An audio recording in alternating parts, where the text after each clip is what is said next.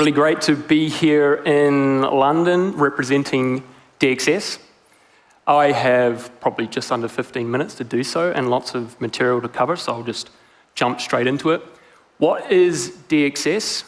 DXS is a trading platform, and you might have guessed that by looking at the image on the right there, that its angle is that it genuinely empowers retail traders while the rest of the trading industry does not. In snappy startup one-liner form, that would be the same as saying we're Robinhood, the trading platform, but actually. And I'll explain more as to why that's the case in the coming slides. So first, to start with a problem, what is the problem out there today in the trading landscape? The problem is that trading platforms traditionally make most of their money when retail traders lose. And I'm going to be picking quite a bit on Robinhood today. Robinhood, if you don't know, is a retail trading platform that, if you forget the definition of irony in the future, this is probably a good slide to remember, because Robinhood actually make money by empowering large financial institutions at the expense of their retail trader base. So sort of like taking from the poor and giving to the rich. And I'll back up this in the next slide. So Robinhood have this really fantastic brand of empowering the small trader by charging zero commissions on trading. But on the side, they're making $1 billion a year, or something like 80% of their revenue from something called payment for order flow.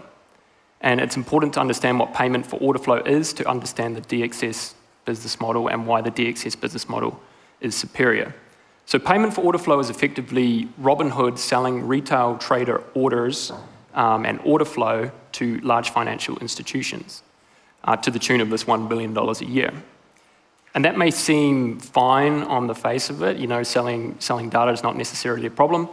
The problem is when you think deeper and ask yourself the question, why would a financial institution value this trading information and order flow to the tune of $1 billion a year? And the answer is because it gives them a lot more control over a given market asset's order book. So if you know take profit levels, stop loss levels, and liquidation levels of retail traders in advance, you can sort of use these orders as a cushion to trade against. So you have pre-knowledge on how much you can trade while entering and exiting positions, such that you don't move the market too much. So you can basically use this retail trading base as a cushion to trade against.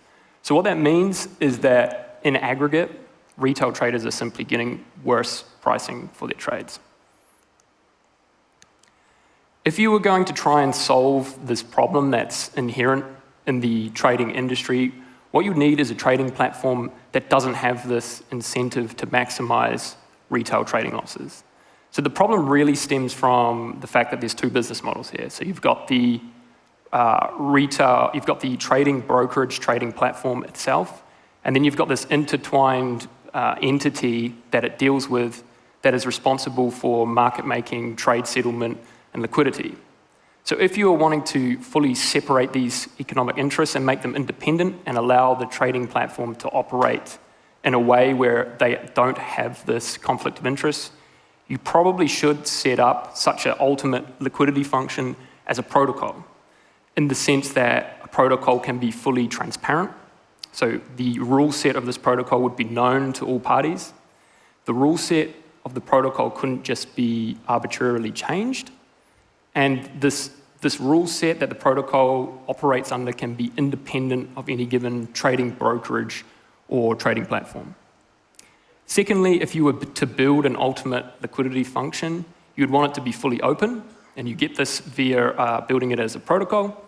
And it would be open in the sense that all value flows in and out of this protocol could be publicly auditable, and any compliant broker or trading platform could connect to this liquidity function. And finally, and a really important thing when it comes to market making in the trading game, is that ideally you would want any value that you extracted from retail traders from excess losses, so from traders losing more than they win, you would want this value accruing to a non-profit foundation if you could, so it would benefit the public good.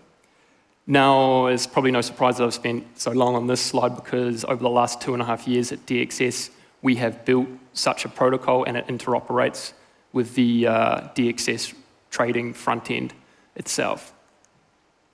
So on this slide, I'll just give you another quick dive into what this open liquidity protocol looks like and who the stakeholders and other parties are. So the open liquidity protocol is effectively just a pool of US dollar stablecoin funding in the form of USDC, USDT, and DAI stablecoins ported in from Ethereum. The bottom box there, you've got the trader base currently only operating through the DXS trading application itself. And a question that we commonly get at DXS is, when I make a profit, where is the money that is paying out my profit amount? And the answer to that is the open liquidity protocol. This pool of funds takes the opposite position of any trade that is entered on a trading platform like DXS that connects to this protocol. So profits are paid out of the pool and losses are absorbed into the pool.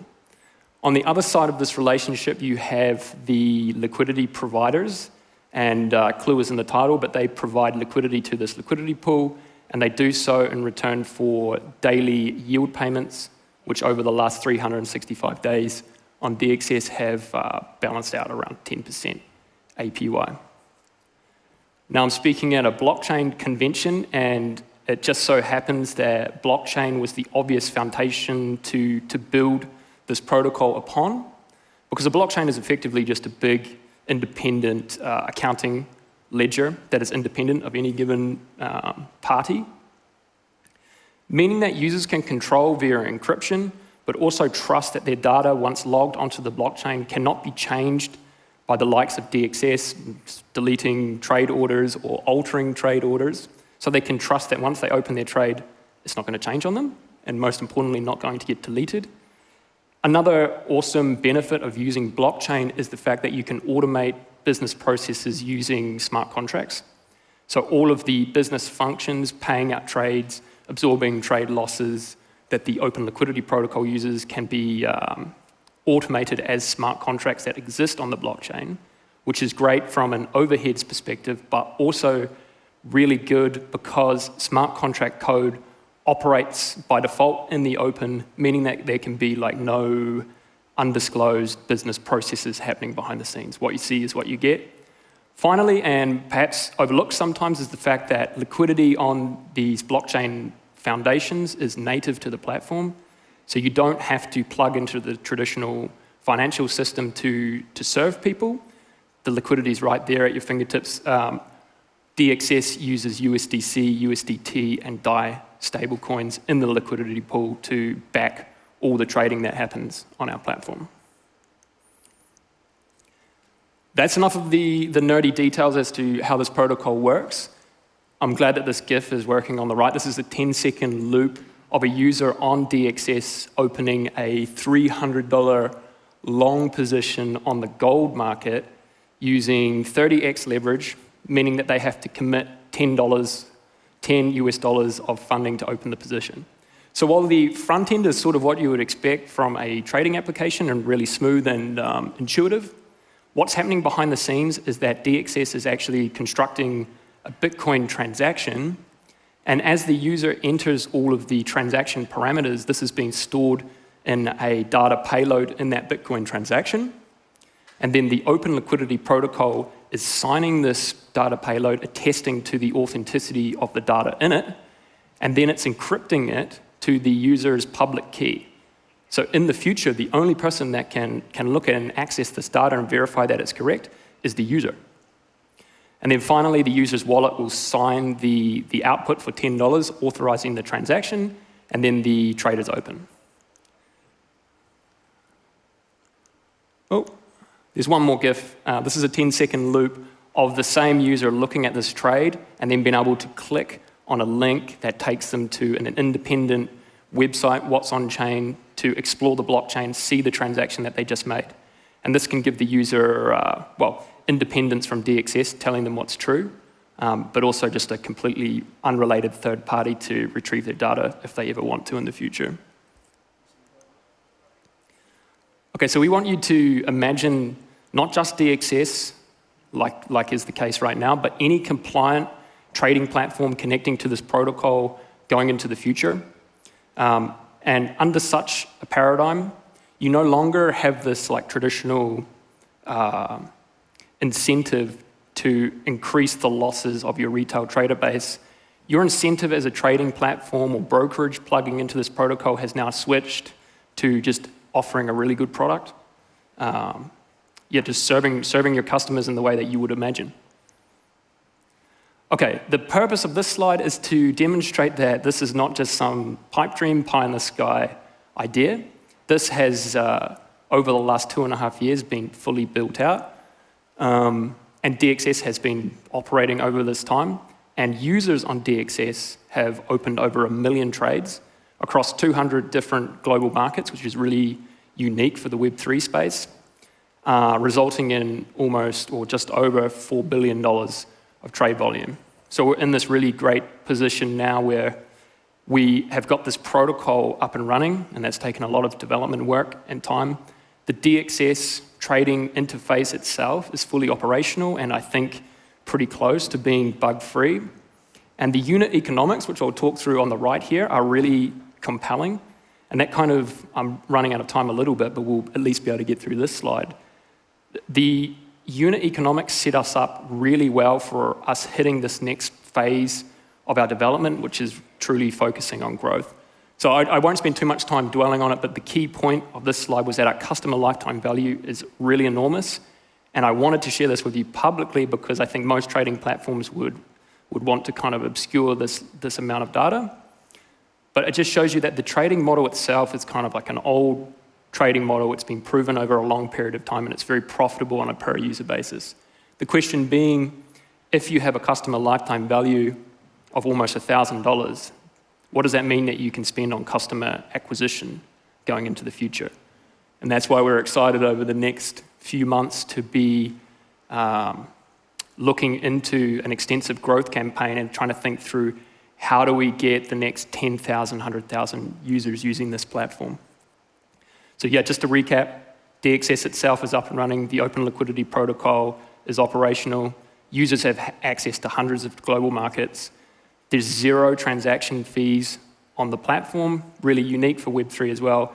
And finally, over the last couple of months, we've established a direct connection or bridge to the Ethereum network, meaning that we can take advantage of something like 100 million Ethereum users and hundreds of billions of dollars of stablecoin liquidity on Ethereum.